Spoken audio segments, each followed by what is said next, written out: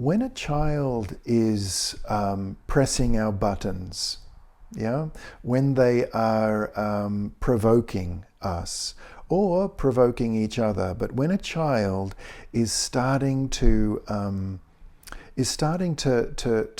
behave in a way that is hard for us, one of the first questions I find to ask is, can you help me understand? Can you help me understand what's happening for you now? Can you help me understand why this is so hard for you? What's going wrong? You know, and that question of, genuine question of, can you help me understand? It means we're opening that knot. We're reaching out. We're not pulling on something. We're genuinely reaching out to a child and asking them, can they help us understand why they're feeling like that? What's going wrong for them?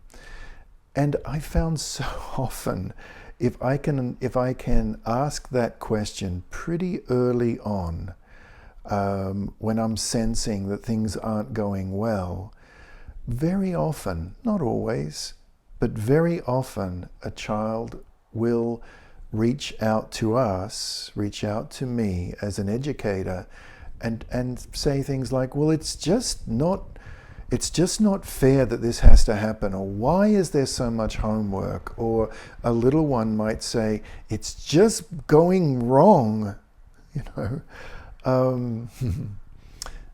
But that reaching out, can you help me understand?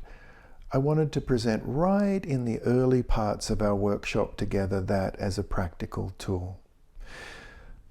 The next practical tool that I'd like to suggest in terms of opening and never pulling on a knot is, first of all, to recognize where the knot actually is.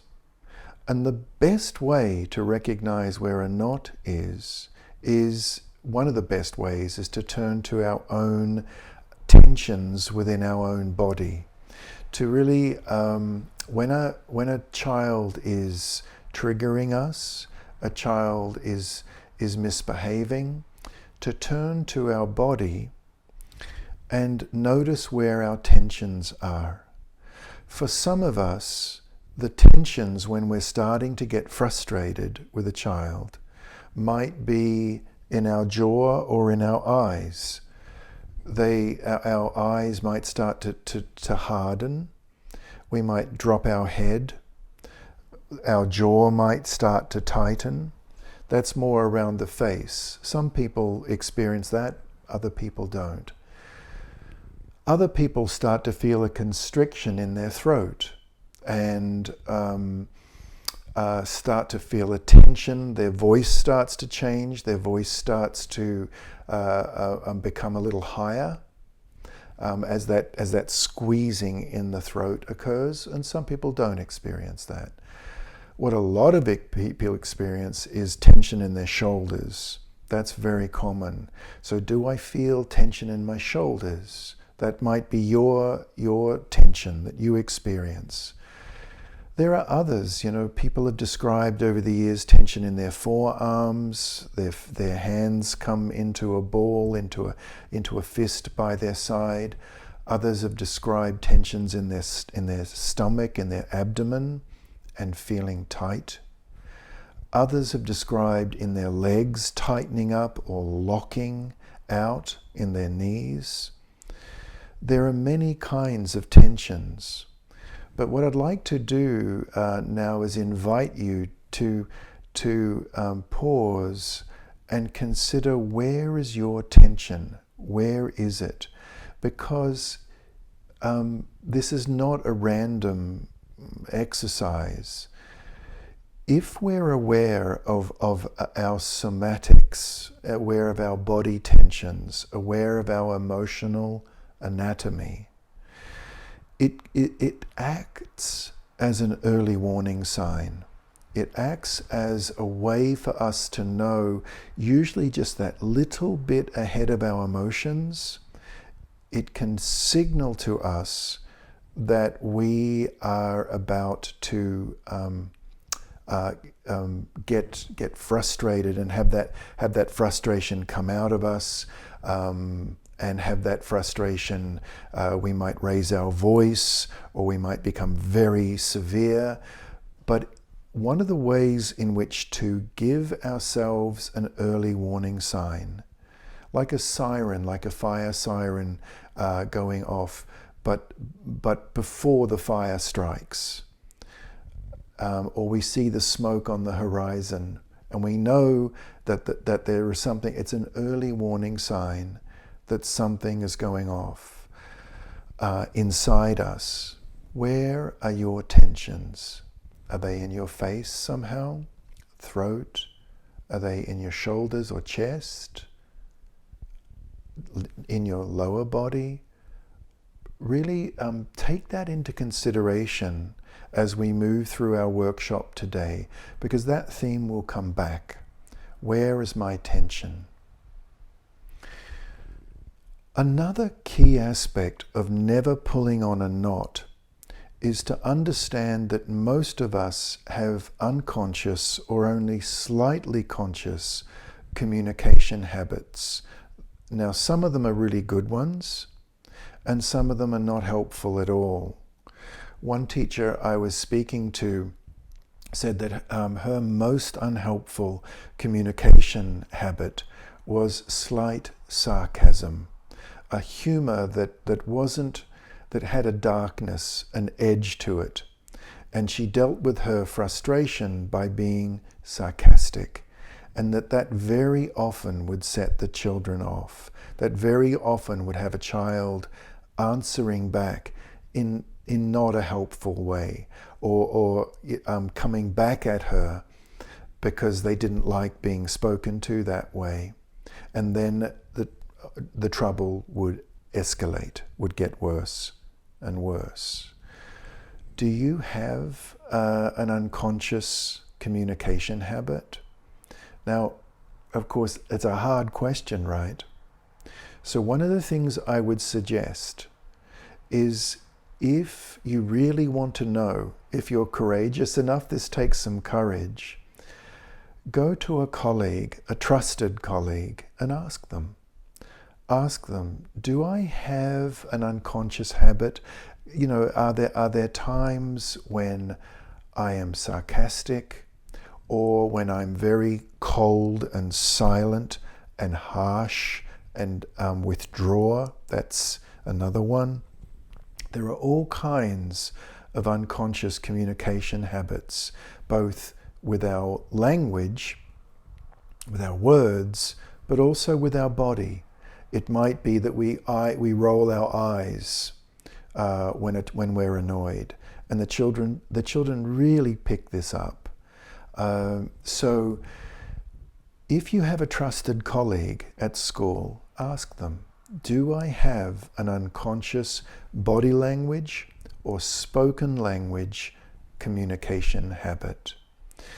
You could ask, if no one comes to mind, you could ask a friend, someone outside the school, because usually our habits inside the school, well, sometimes there are also habits outside our educating time as well.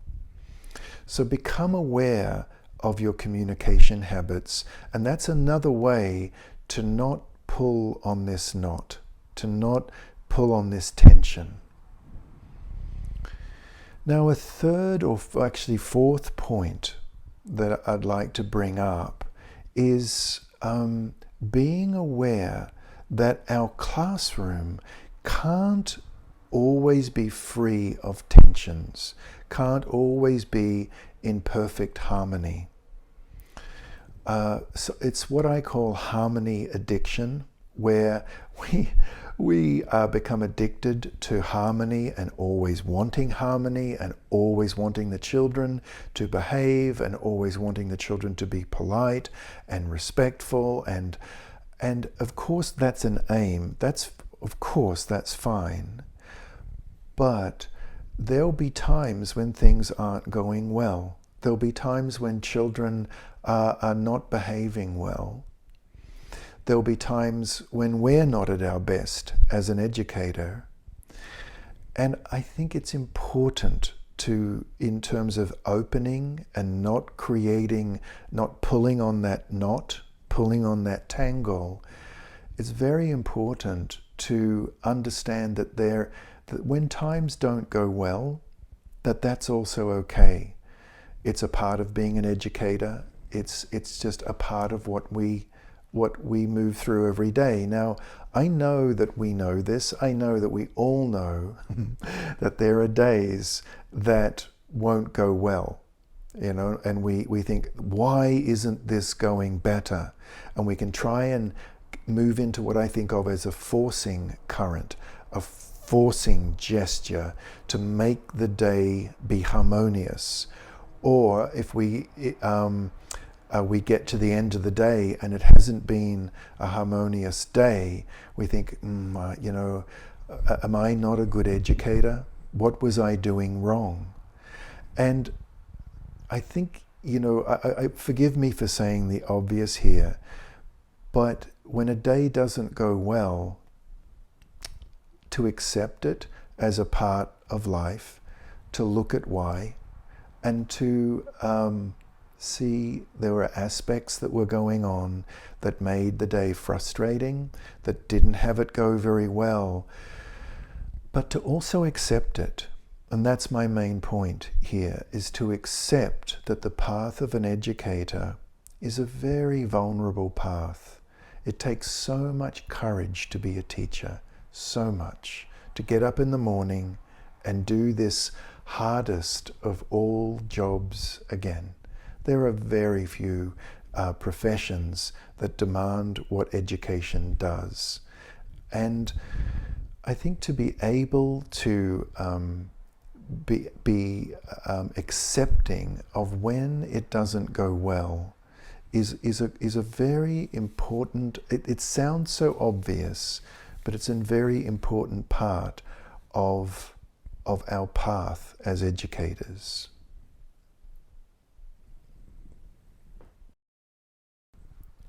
Now, tied closely to this is often, when I've spoken with educators, there's a real reason, very often, that this always striving for harmony and not feeling good if that's not achieved.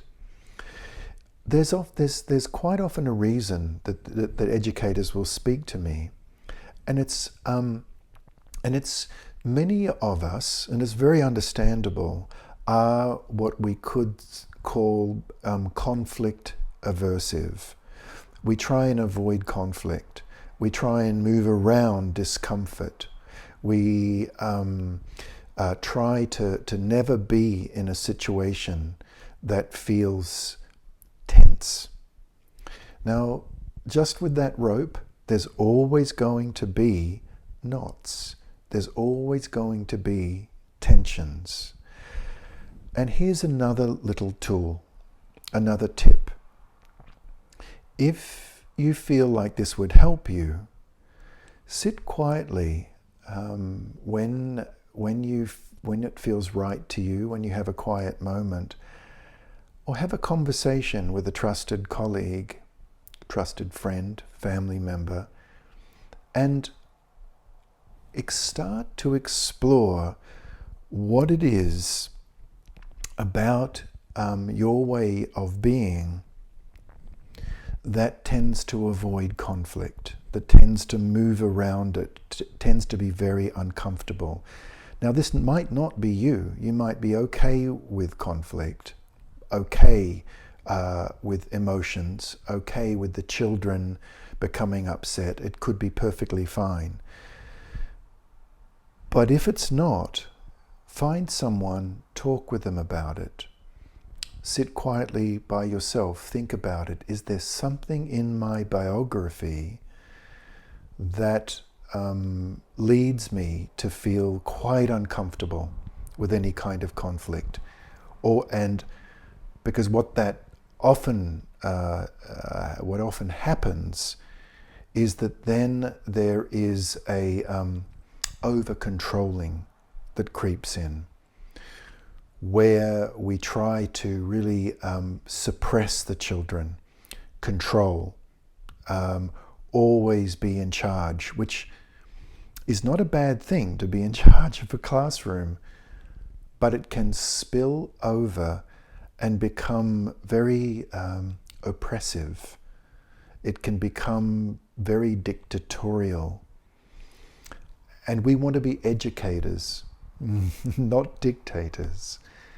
And that often begins in our own biographies, where perhaps there was something in our family life where there was a lot of suppression or a lot of anger, and it's made us afraid of anger. It's made us want to move away from it, control it whenever it comes up. Find someone trusted and speak to them about it, or quietly just consider it yourself.